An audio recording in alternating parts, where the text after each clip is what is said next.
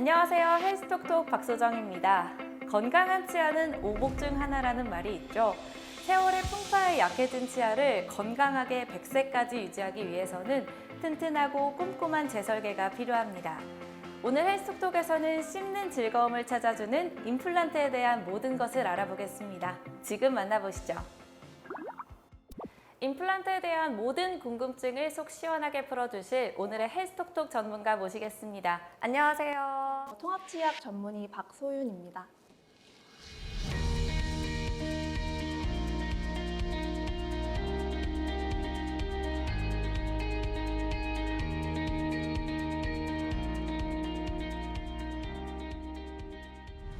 반갑습니다. 너무 미세요. 고령화 사회로 진입할수록 임플란트에 대한 수요가 꾸준히 증가하고 있습니다. 그럼 임플란트 치료가 어떤 경우에 좀 필요한가요? 치아가 상실되는 원인은 세 가지로 나눠볼 수 있습니다.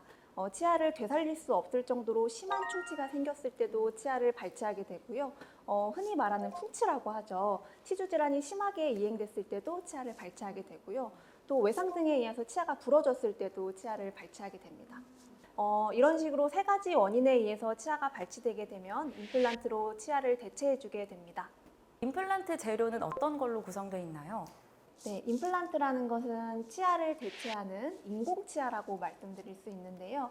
치아 뿌리를 대체하는 티타늄으로 된 임플란트의 나사와 치아 머리를 대체하는 임플란트의 크라운으로 이루어져 있습니다. 치아가 상실됐을 때 우리가 임플란트를 찾는 것 같은데 그렇다면 임플란트 외에도 또 다른 치료법이 있을까요? 네, 치아가 상실됐을 경우에는 크게 세 가지로 또 나누어서 볼 수 있습니다. 첫 번째로는 방금 말씀드린 임플란트, 두 번째는 브릿지, 세 번째는 흔히 알고 계신 틀니로 나누어서 생각해 볼 수 있는데요. 상실된 치아의 개수가 적을 때는 브릿지 치료를 많이 진행을 하십니다. 이런 브릿지 치료라는 것은 이제 양쪽에 비어있는 상실된 치아 양옆에 있는 인접 치아를 깎아서 그 부분을 보철물로 대체해서 씌워주는 치료를 말을 하고요. 브릿지 치료 같은 경우에 단점은 양옆의 치아의 삭제가 이루어진다는 것이 단점이 되겠지만 다른 치료들에 비해서 치료 기간이 굉장히 짧다는 게 장점이 되겠습니다. 그리고 치아의 상실량이 많을 경우에는 흔히들 알고 계시는 틀니를 많이 사용하는데요.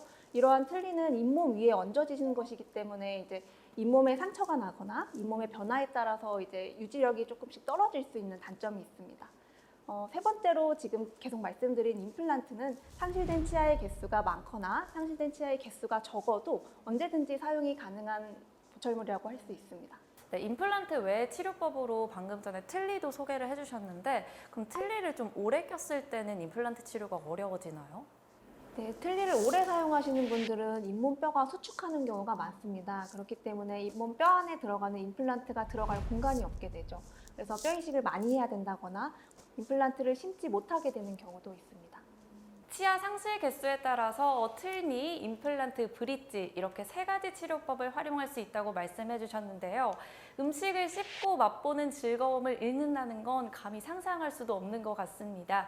제가 임플란트에 관한 사연 들려드리도록 하겠습니다. 30대 직장인 김진수 씨는 오른쪽 어금니가 빠져 임플란트를 고려하고 있습니다.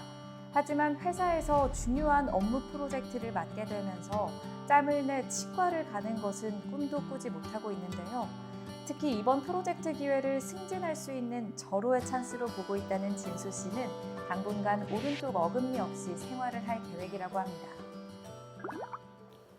방금 보신 진수 씨 사연같이 치아 상실로 인해서 우리가 치과를 방문해야 하는데 시간이 없어서 치과 방문을 하지 못했을 때, 임플란트 치료를 하지 못했을 때 이 치아를 그대로 방치하게 된다면 어떤 문제가 좀 생기나요?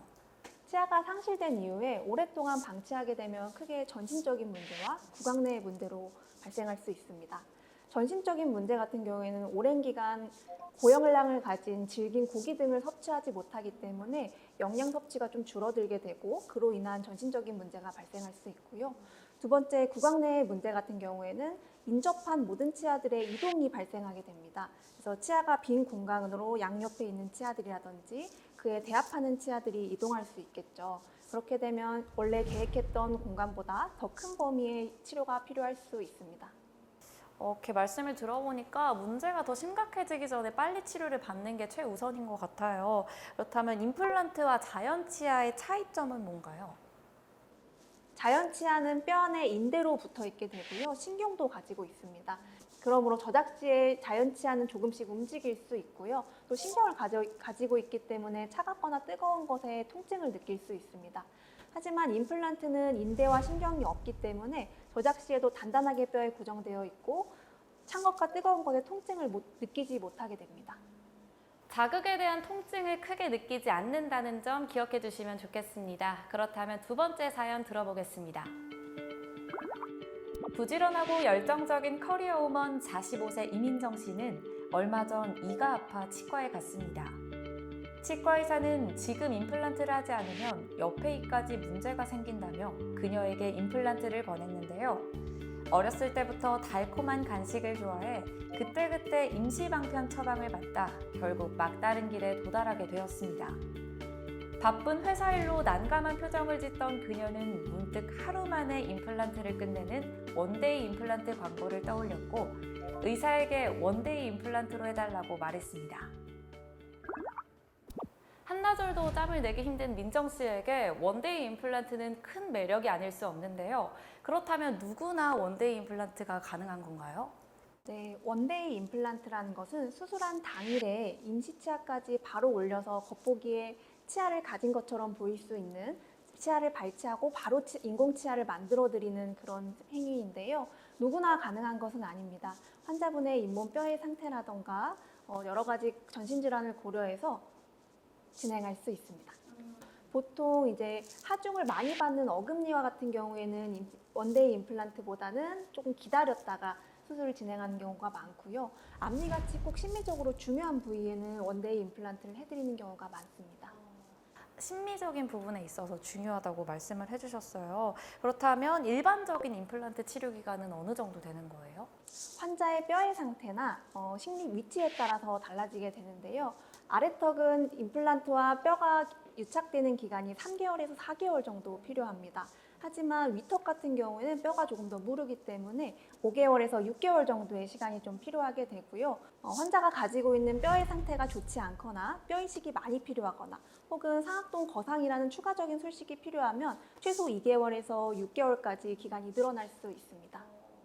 잇몸 상태에 따라서 치료 기간이 달라진다라고 말씀을 해주셨는데 그렇다면 임플란트 수술 과정은 어떻게 진행되나요? 크게 4단계로 이루어져 있습니다. 첫 번째는 이제 처음 치과에 내원하셔서 여러 가지 방사선 사진을 찍고 여러 가지 검사를 하면서 진단 및 치료 계획을 세우는 단계입니다. 그 이후에 임플란트가 가능한지 여부를 먼저 확인을 하고요. 두 번째 단계로는 1차 수술을 진행하게 됩니다. 1차 수술이라는 것은 아까 말씀드린 치아 뿌리를 대체하는 인공 나사를 뼈 안에 심는 것이 되겠는데요. 필요한 경우에는 치아를 발치하거나 필요한 부위에 뼈를 이식해주면서 1차 수술을 마무리하게 됩니다. 그 이후로는 2차 수술이 진행되게 되는데요. 2차 수술은 뼈 안에 있는 임플란트 나사를 잇몸 밖으로 꺼내는 작업입니다. 잇몸 위에 뚜껑을 달아주는 것이라고 보면 되겠는데요. 그 다음 단계로는 최종 보철물을 올리는 단계입니다. 치아 머리에 해당되는 보철물을 올릴 수 있기 때문에 이 이후에 이제 저작 기능이 가능하게 되겠습니다. 구강 상태에 따라서 1차 수술 때 뼈 이식 과정이 진행될 수도 있다고 말씀을 해주셨는데 어떤 상태일 때 뼈 이식을 좀 해야 하나요? 네, 모든 환자에게서 뼈 이식을 진행하는 것은 아닌데요. 크게 3가지로 나누어서 생각해 볼 수 있습니다. 첫 번째는 발치와 동시에 임플란트를 식립하는 경우인데요. 발치한 치아의 사이즈보다 우리가 식립하는 임플란트의 크기가 작기 때문에 그 옆에 빈 공간들을 뼈 이식대로 메꿔주게 됩니다. 그리고 두 번째로는 환자가 가진 치주 질환이 아주 심해서 남아있는 뼈가 얼마 없고 녹은 뼈의 양이 많을 때 그것을 대체해주기 위해서 뼈 이식을 진행하게 됩니다. 또 세 번째로는 환자가 가지고 있는 선천적인 뼈의 상태가 얇거나 좁기 때문에 그 부위를 보충해주기 위해서 뼈 이식을 진행하게 됩니다. 이렇게 3가지 방법을 말씀해 주셨습니다.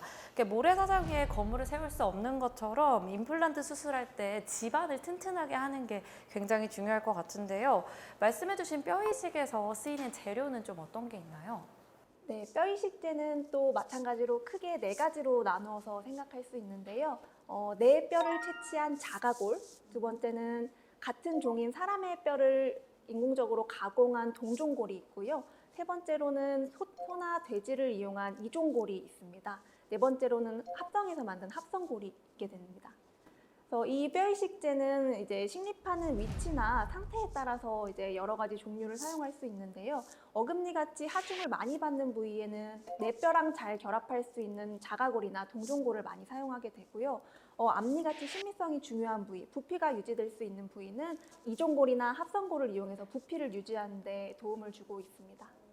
말씀을 들어보니까 어금니와 앞니에 쓰이는 게 조금 다를 것 같은데 어떻게 다른지 설명해 주실 수 있을까요? 네, 자가골이나 동종골은 내 뼈와 유착이 잘 됩니다. 대신에 흡수가 조금 되는 경향이 있습니다. 그래서 내 뼈를 튼튼하게 해줄 필요가 있는 어금니 부분에는 자가골이나 동종골을 사용하고요. 이종골이나 합성골은 흡수가 잘 되지 않지만 내 뼈와 유착이 좀 어렵습니다. 그렇기 때문에 심리적으로 부피 유지가 중요한 앞니 같은 경우에는 합성골이나 이종골을 사용하게 됩니다. 그러면 임플란트 수술 후에 꼭 이것만은 지켜야 한다 하는 주의사항이 좀 있을까요? 네, 저는 크게 세 가지를 항상 당부 말씀을 드리는데요. 첫 번째는 얼음찜질입니다. 얼음찜질은 수술 부위를 차갑게 해서 지혈을 도와주고요. 두 번째는 머리를 높게 하고 주무시는 것을 강조드리는데요. 우리가 다리 수술을 하고도 다리를 높게 올리고 주무시는 것처럼 머리를 높게 올려서 혈행이 몰리는 것을 막아줄 수 있습니다. 또 세 번째로는 꺼즈를 무는 것인데요. 꺼즈를 무는 것 또한 압박을 통해서 지혈을 돕는 것입니다. 이 세 가지 모두 지혈을 돕는 데 도움을 주는 행위들인데요. 지혈이 빨리 되면 수술 부위가 덜 붓고요. 수술 부위가 덜 부으면 수술 부위가 안정화되기 때문에 내 뼈와 임플란트가 유착되는 것을 도와줄 수 있습니다. 네, 지금부터는 시청자분들이 조금 많이 궁금해하셨던 임플란트의 오해와 진실에 대해서 조금 알아보려고 하는데요. 첫 번째 질문 드려보겠습니다. 임플란트는 영구적으로 쓸 수 있나요? 네, 임플란트도 자연 치아와 마찬가지로 생각하시면 되는데요. 임플란트는 충치는 생기지 않지만 치주 질환에 이완되거나 또 부러지거나 깨지거나 하는 등의 문제점이 발생할 수 있습니다. 또다시 치주 질환에 이완되게 된다면 잇몸뼈가 높기 때문에 임플란트가 흔들릴 수 있고요. 또 강한 힘을 주어 씹게 되면 임플란트의 머리 부분인 크라운이 깨지거나 탈락할 수 있습니다. 하지만 자연 치아도 평생 사용할 수 있는 것처럼 관리만 잘 된다면 임플란트도 평생 사용할 수 있습니다. 네, 평생 사용할 수 있다고 하셨는데 이렇게 임플란트의 수명을 늘리기 위해서 조금 지켜야 할 것을 조금 더 알려주신다면 어떤 게 있을까요? 임플란트는 관리가 중요한데요. 적절한 워터픽이나 치간 티수를 이용해서 구강 관리를 잘 해주시는 것이 중요합니다. 이런 관리가 덜하게 되면 치주 질환에 다시 이완될 수 있고 치주 질환에 이완되게 되면 뼈가 다시 녹기 때문에 뼈 안에 들어있는 임플란트가 흔들리거나 빠질 수 있게 됩니다. 임플란트 크라운은 임플란트 뿌리와 접착제로 붙어 있기 때문에 단단하거나 질긴 그리고 또 끈적한 음식을 드시게 되면 빠지거나 깨질 수 있겠죠. 그런 것도 삼가주시는 게 좋습니다. 또 세 번째로는 임플란트는 신경이 없기 때문에 자극을 느끼지 못합니다. 그러므로 임플란트에 문제가 생겼을 때도 통증을 느끼지 못해서 자각하지 못하는 경우가 많은데요. 그렇기 때문에 정기적으로 치과에 내원해 주셔서 관리를 받아주시는 것이 좋습니다. 잘 관리만 한다면 평생 사용할 수 있다라고 답변을 해주셨습니다. 그렇다면 두 번째 질문입니다. 임플란트에도 나이 제한이 있나요? 건강한 환자분이라면 100세의 나이라도 임플란트는 식립할 수 있습니다. 하지만 고령이 될수록 전신질환을 갖고 계시는 경우가 많기 때문에요. 전신질환에 알맞는 처치가 함께 동반된다면 임플란트 시술도 가능합니다. 네, 세 번째 질문 드려보겠습니다. 고혈압, 당뇨와 같은 기저질환 환자는 임플란트를 할 수 있을까요? 네, 고혈압을 가졌어도 당뇨를 가졌어도 임플란트 시술은 가능합니다. 고혈압 환자 같은 경우에는 피를 묽게 해주는 약을 드시고 계시기 때문에 지혈에 문제가 생길 수 있습니다. 그러므로 약을 주시는 내과 선생님과의 충분한 상의를 통해서 수술을 진행할 수 있고요. 당뇨 환자 같은 경우에는 수술의 치유가 좀 늦거나 감염이 생기거나 마찬가지로 지혈에 문제가 생길 수 있습니다.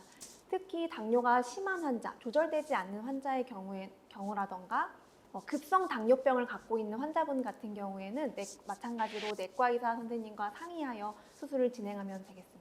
확실히 지혈에 문제가 생길 수 있기 때문에 그런 부분을 조심하셔야 한다라고 말씀을 해주신 것 같은데 그렇다면 골다공증 약을 먹으면 임플란트 치료를 할 수 있을까요? 네, 우리의 뼈는 평생에 걸쳐서 생성과 파괴를 반복하게 됩니다. 하지만 골다공증 약을 드시는 분들은 이 뼈의 파괴와 생성을 억제하는 약을 드시고 계시는데요. 그렇기 때문에 뼈는 무르고 약해지게 됩니다. 그렇기 때문에 우리가 심어준 임플란트와의 유착이 좀 덜하게 될 수 있고요. 또 뼈에 염증이 생기기도 좀 쉽습니다. 그렇기 때문에 주사제를 맞으시는 분들은 6개월 정도, 약을 드시는 분들은 3개월 정도 임플란트 치료를 미루시는 게 좋습니다. 네. 네 번째 질문까지 살펴봤고요. 그리고 마지막 질문입니다. 만 65세 이상이면 무조건 보험이 된다? 네, 건강보험에서는 부분 무치약을 가지고 계신 65세 이상의 환자분들에게 30%의 혜택을 주고 있습니다. 또 다양한 민간 보험사에서도 여러 가지 보험 혜택을 주고 있으니까요. 꼼꼼하게 따져보셔서 선택해 주시는 것이 좋습니다.